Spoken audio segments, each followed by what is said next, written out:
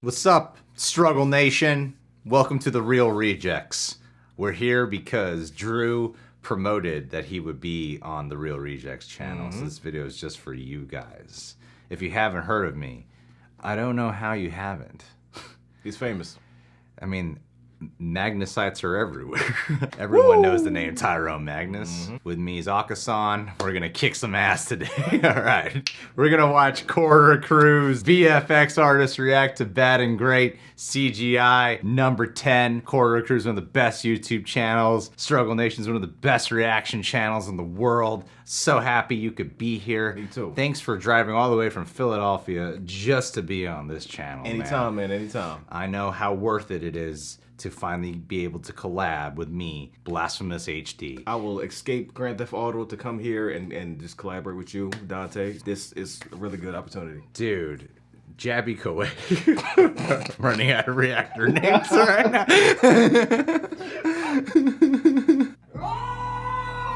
Oh, Mortal Kombat. One thing they could have done. Oh, this is so good. What was that?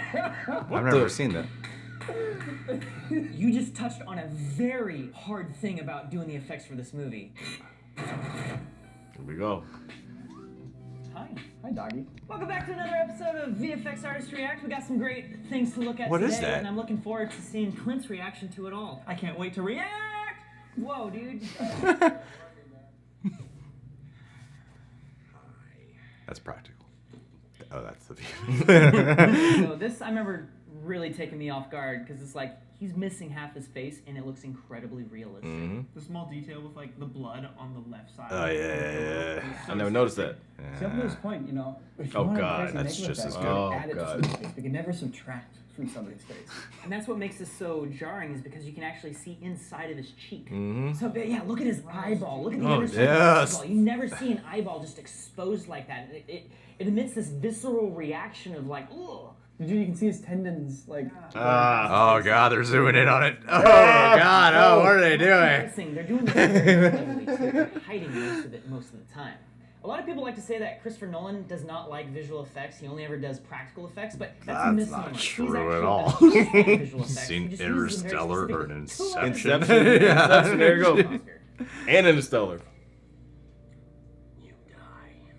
In the 90s, when people started doing Holy animation, crap, I remember I'm this. Just take a 3D model, and I'll put bones underneath, which will morph. I and own move this. The model. Simple enough, right? Well, once we starting to make things photorealistic, we suddenly realized that didn't look real.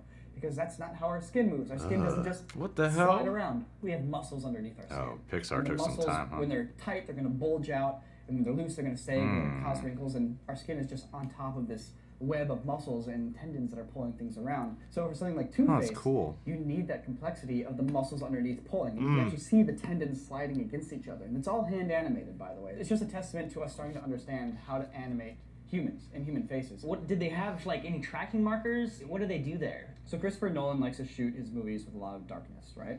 And you've probably seen facial tracking where they have little black dots in the face. You're not going to see the black dots in his face when he's in shadow. So they're using little white markers, but even then, those are in shadow, right? They fall into shadow and you lose them. So what they're actually doing to track his face, it's not the main camera that's tracking his face. They actually have other cameras on set.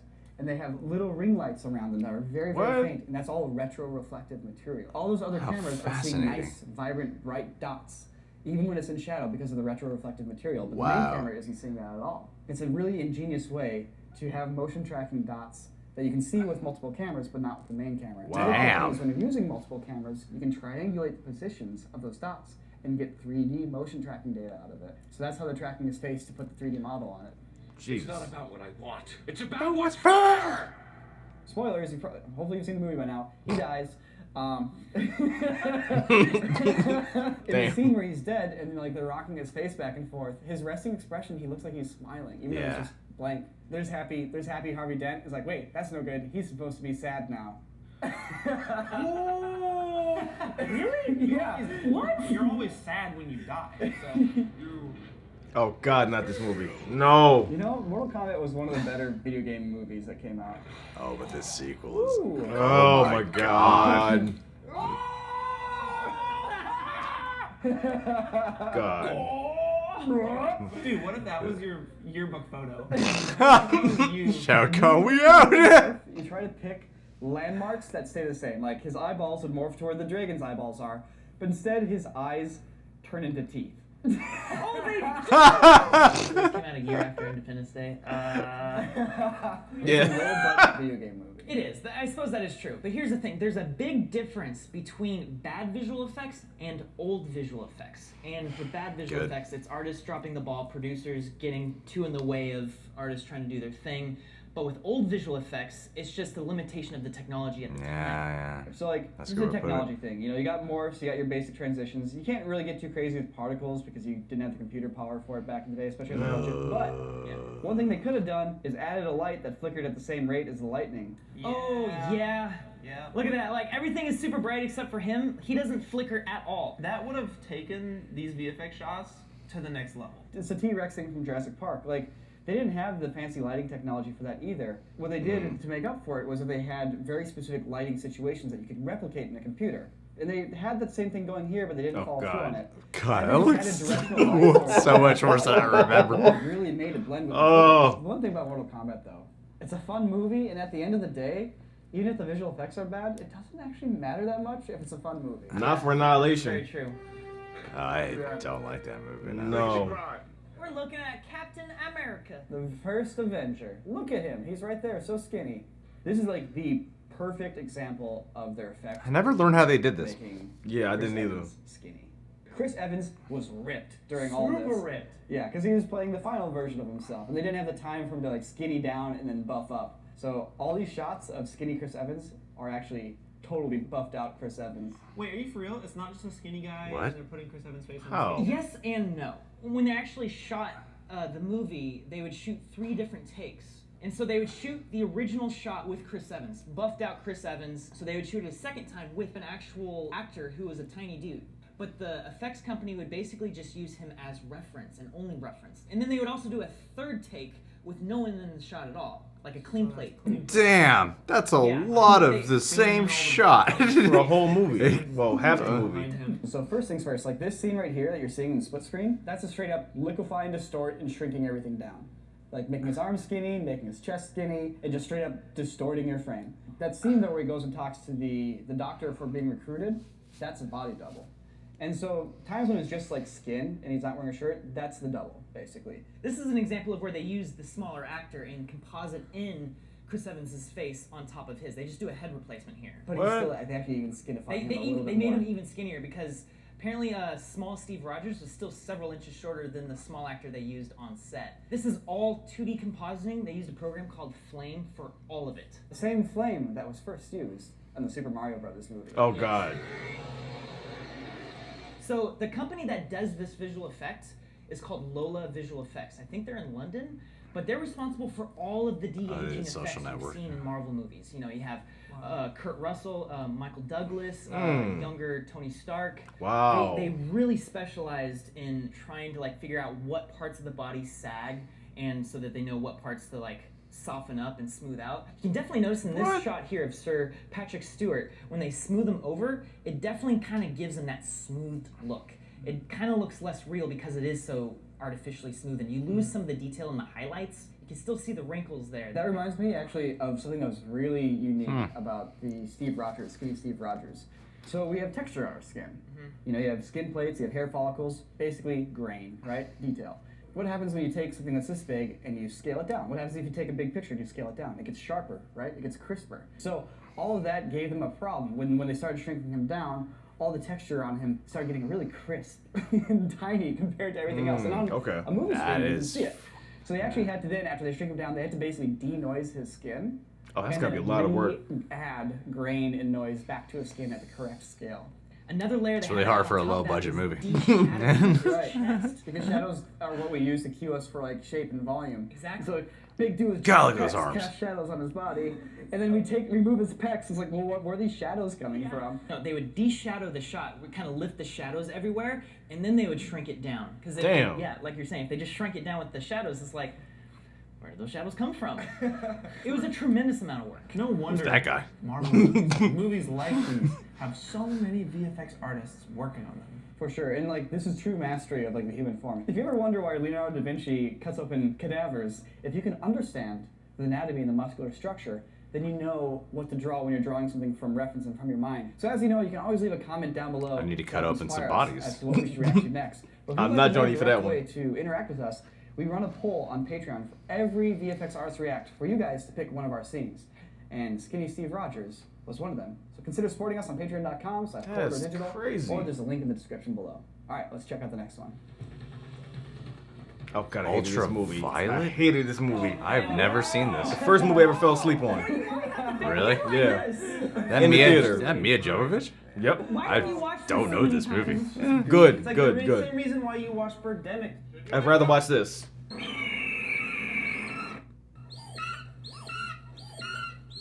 There's bad that's intentionally bad, which is never good, and there's trying to make it good, and it turned out bad, and that's hilarious to watch. And Ultraviolet is a case of the latter. Dude, look at Oh man, what a mess. Look at those particles shooting out of the side of the building there when she goes straight up. Are they tracked?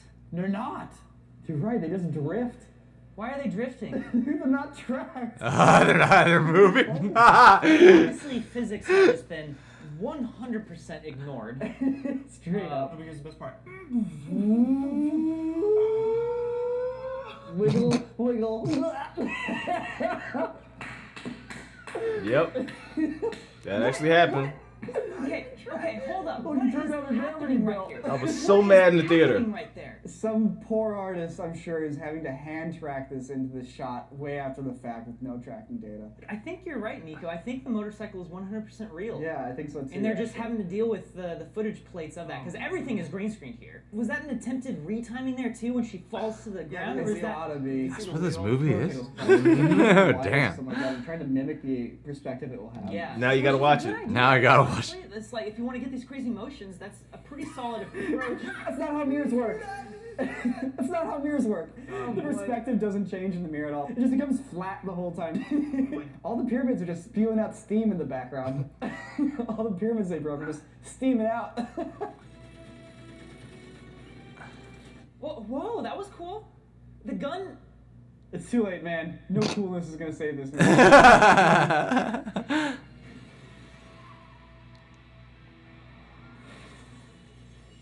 Dude, the smooth skin filter is killing me. They literally took Photoshop's unsharp mask filter and applied it for their look.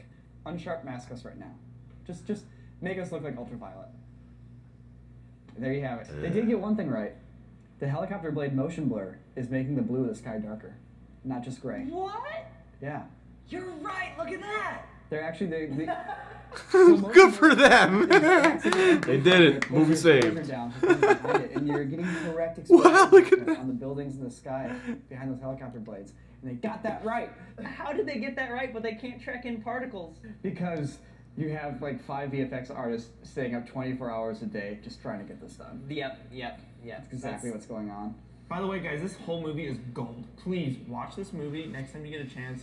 Watching it at 1.5 speed with the sound still on is the preferred way to watch it. Okay, I'm gonna do that now. Way funnier. Yeah, what is this?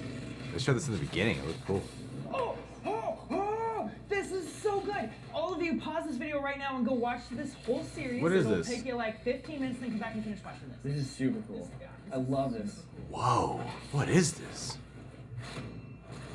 Dude, the way his eye cracks and the blood bubbles up. Oh, I never noticed the blood before. That's the thing. Like, I notice a new detail every time I watch this. See, I know nothing about What is this? Warhammer 40k or anything like Oh, that. it's I know Warhammer? nothing about the universe or the IP at all. But this Like a fan was film or so something? cool. It's a game. Everything is perfect about this. The lighting, the It might be a- the camera movement. Wasn't this made by like One guy. person? Yeah, it's a fan film of the game That's what's then. incredible. All of the modeling and animation and rendering and compositing and editing and sound design. One guy and made all color this? grading and publishing. So there's 2 things that really inspire me. about Holy. this. One is the fact that we've gotten to the point technologically where one guy has the tools to be able to make this. He's able to make it look this good Wow. on his computer. Secondly is that there's all these little details being pulled from Warhammer lore. Is it pronounced to start? Tell us about all the cool details in this. So Nico told me about this. This is basically one of the coolest things I've ever seen. I'm a huge Warhammer fan. So the great thing about these shorts is that every single aspect and every single cool action setup piece is an actual mechanic in the game. From the Really? things they use, like the plasma pistol. The plasma pistol has like a really high armor penetration, which is why he was able to get through that. The whole, like, he's doing a shooting movement and then he's doing his charge.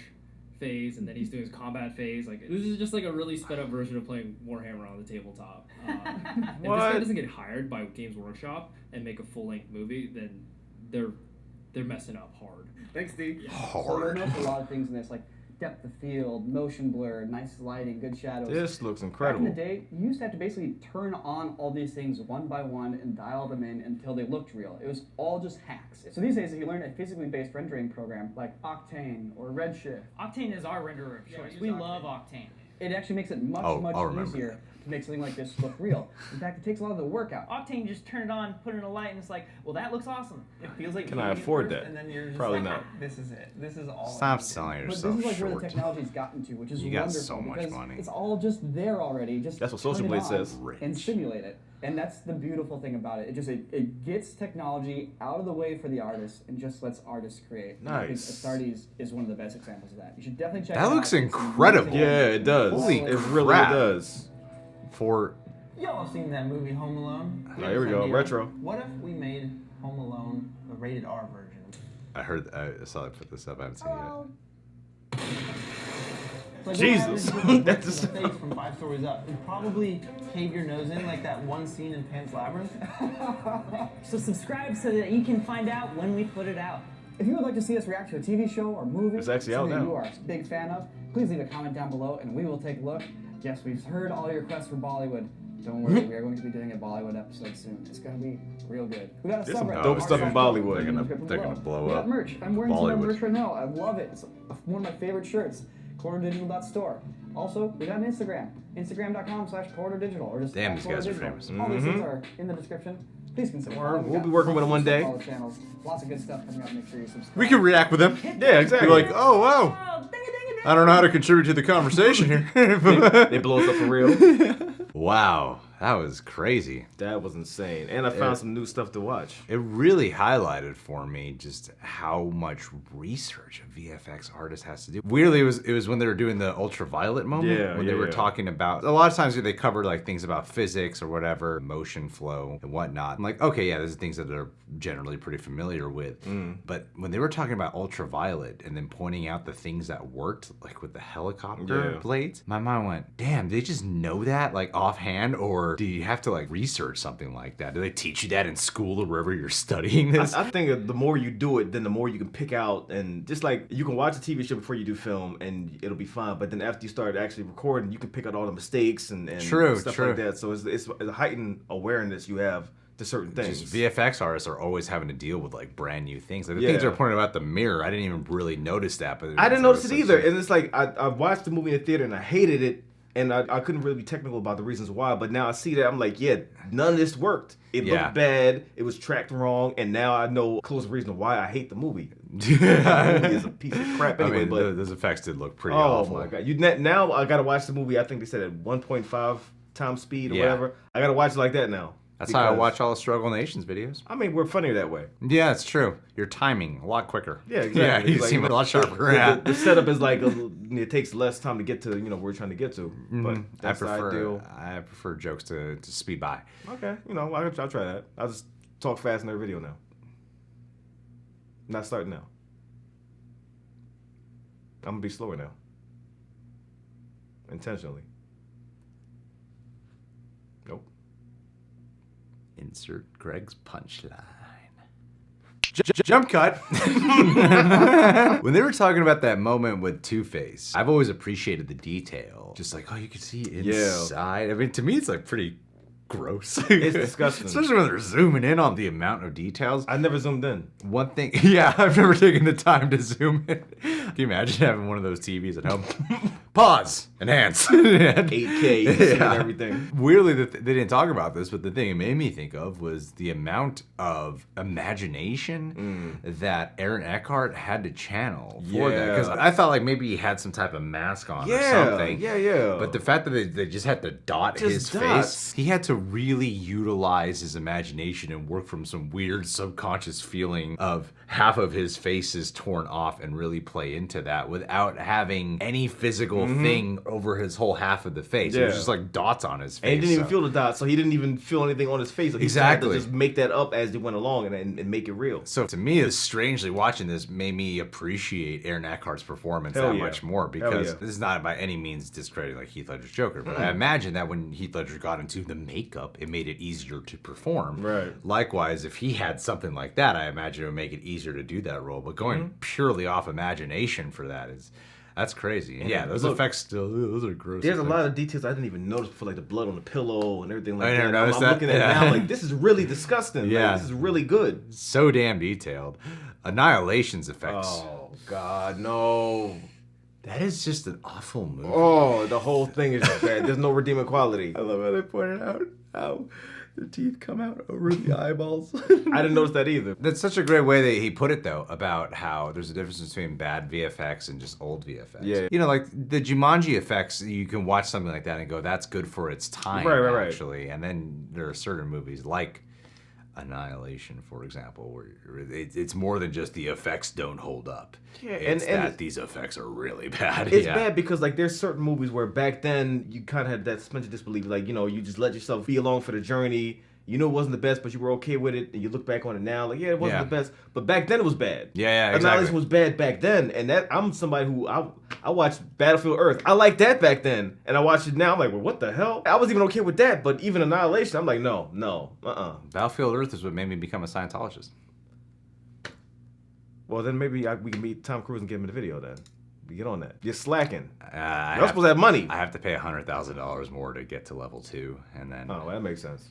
Sorry, but you have it all though, the because Scientology fans I've offended. 80% of our demographic are Scientology fans. Well, I'm screwed then. Why does it seem like the one thing you could make fun of on the internet and people won't protest you, except for the Church of Scientology?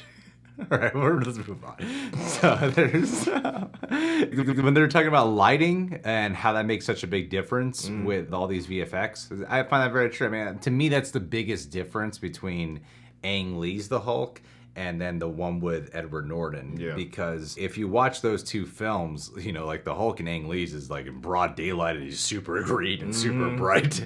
And then with the one with Edward Norton, they really utilized making things darker around to make it look more believable and realistic. Even Spider-Man 1 and Spider-Man 2 from the Tobey Maguire versions, I noticed when I watched those back to back that those did that as well. They really adjusted the lighting to make it look a lot more realistic. So lighting goes a long way in these things. It really does. It does. Freaking the Captain America thing, I had no idea that's how they did that. I was trying to figure that out for the longest, because even when I was watching, I'm like, how the hell did they do this? I thought they just had some short guy, they just threw his face on there. But then to find out that for so much of that, they had to do 2 to 3 different... of the same shot. Like, that is hard. Because not only are you dealing with, you know, just making sure the same motion is from the actor, but then you got the other actors, like you the got to replicate the extras. scene 3 times, and then one time, like, the actor isn't even in there.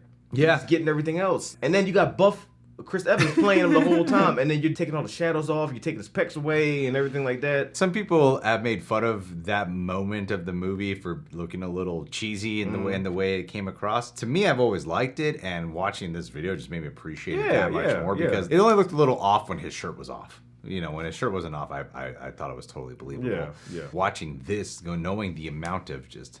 It's like they were practically reshooting all the time in order to get this one portion of the film done. I wonder how long the movie took to get made, because, like, that's a lot of filming just dedicated to one character. That's probably a really big challenge for the actors involved too. Yeah. I mean, technical achievement, that is incredible for actors too. Like for Haley Atwell to have to interact with someone who's not Chris Evans, yeah, imagine that's pretty challenging. So that.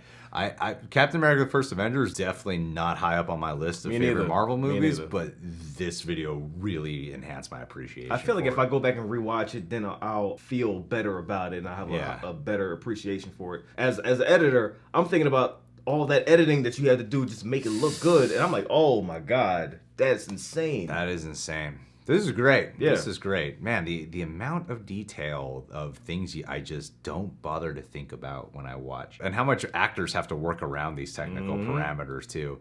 And sometimes it pays off with something like First Avenger, and sometimes it turns into Mortal Kombat Annihilation or X-Men Origins Wolverine, you know? You just got to give it your all, work with it. But yeah, I respect these guys. These are one of my favorite channels. Yeah. All right, guys. Well, if you haven't done so already, subscribe to Quarter Crew. They're amazing. You guys can subscribe to Struggle Nation, #Struggle Nation. You can subscribe to The Real Rejects.